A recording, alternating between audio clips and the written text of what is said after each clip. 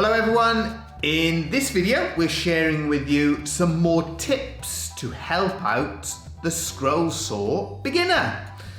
So hopefully this will be useful. We're going to go through them in like a list form. Any questions, any comments that you might have, remember, get them in the comments section. We'd be delighted to help you out. Hopefully the video will be useful. If it is, don't forget to give us a thumbs up. If you're new here and you like what you see, don't forget to subscribe and ring that bell so you know when we upload another video. And without further ado, let's get straight into it. So our first tip is very simple. Plan and organize what you do.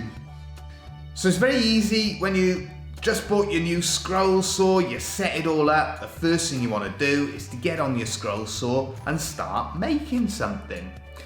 But if you just get a random piece of wood and you don't prepare things, you don't know what to make, and you're not going to be able to get the best out of the work that you do. So what we recommend is to process your wood. So little things like sand the back of it all nice and flat so it sits on the bed of your scroll saw nice and evenly, so it's not rocking about as you work. Have an idea for what you're going to make. So if you're going to make, for instance, toys or plaques or gift items, key rings, whatever it is, draw it all out, design it, and then put that drawing onto the wood so you've got a guideline to follow. So that's our first tip, is to have a plan and an idea of what you're going to do before you start scrolling. Now, our second tip is to do with a method that you will see used time and again in our other video demonstrations. And that's what is referred to as stack cutting. A new term for myself, to be honest with you. We've always just said about how you can stick more than one piece of wood together to cut out identical copies at the same time. So there are two occasions when we use stack cutting as a technique, sticking together those 2 or 3 or 4 pieces of wood. The first one is if we're cutting out, for instance, wheels on toys, so for cars and trains, that sort of thing. It allows us to make 2 or 4 or however many times you stack the wood wheels at the same time. So that's one occasion where stack cutting can be useful for you as a beginner. The other occasion that I use stack cutting is if we are cutting out, and I'll use an example. At Easter we were doing a chick breaking out of the egg, and what I wanted was contrasting colours for the chick and the egg. So what I did, I stuck 2 pieces of wood together and I cut the 2 pieces out at the same time. So one layer was dark wood, the other layer was light wood. And then afterwards we reverse things. So what I do, I put the light coloured piece of wood for the chick with the dark coloured wood for the egg, and then in reverse, the dark colour for the chick with the light colour for the egg. So we get lovely contrast in the design that we have made. So that's the other occasion, is if I want contrasting colours in the design that I am cutting out.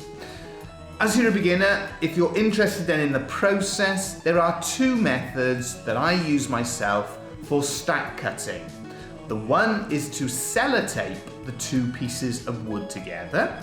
Make sure that you get the sellotape nice and flat on the back of the wood, so it isn't rocking around on the scroll saw bed as you're cutting.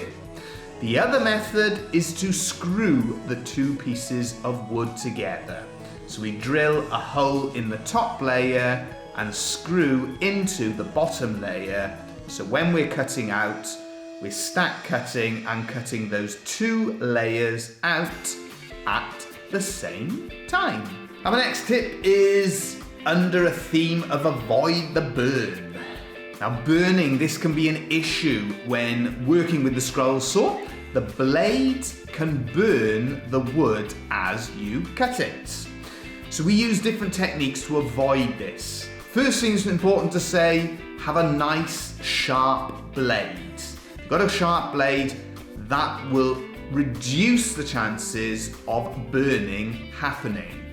Got other videos where we explain there's a certain point as a blade gets worn where it is more likely to burn the woods. The other then is to use a technique where we cut to a point and then reverse the blade and then work at a different angle to cut to a nice sharp point in both directions. This means that we're not trying to turn the blade sharply and causing us to burn the wood with the back of the blade as we turn it round in a sharp angle. So that's our next tip, is just simple techniques and methods that we use to avoid burning the wood as we cut it. Now another tip, and that's blades. And this is a whole sort of minefield because blades is a very subjective thing. We've done whole videos on this. I think you could probably do a whole YouTube channel on it, and none of us would end up agreeing on any opinions and thoughts you have on it. But as a beginner, just to give you a simple insight, and that's into the number system. And it's basically to explain the higher the number, the thicker the wood, as a general rule, you're gonna be able to cut. The other thing as well, we are woodworkers. So when I'm referring to these different things, it is to do with woodworking blades. Don't forget, as a beginner, if you are having problems, check that you are working with the correct blades, because you've got blades for metal and you have blades for woods.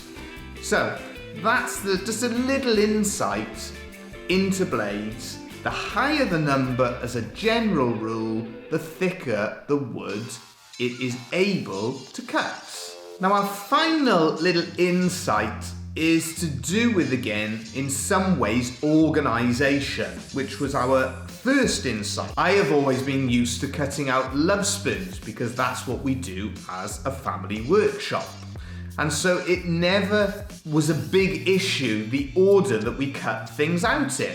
However, through our YouTube channel, we've been working on a wider variety of projects, and I can see that if you organise your cutting in a specific order, it is better. So basically, I suggest now doing your pierce work, your internal cuts, do those first, and then cut your surrounds. Very simple reason for this, and that is you have more surface area in terms of your wood to hold and to grip, and it makes the job slightly easier. This is especially true if you're making small items like jewellery. You can cut them out of a larger piece of wood, do your pierce work first, cut your surround, and the project will be easier to complete. I'm sure, put it in the comments section, there's bound to be exceptions when that rule doesn't apply. But for a beginner, it's just a simple bit of advice. Do your pierce work, those internal cuts, first of all. So there you go, those are just a few more little tips to try and help you out. Let us know in the comments section if you've got any questions or thoughts on those. If you're new here and you like what you see, don't forget to subscribe and ring that bell so you know when we upload another video. And as always, thank you again for watching.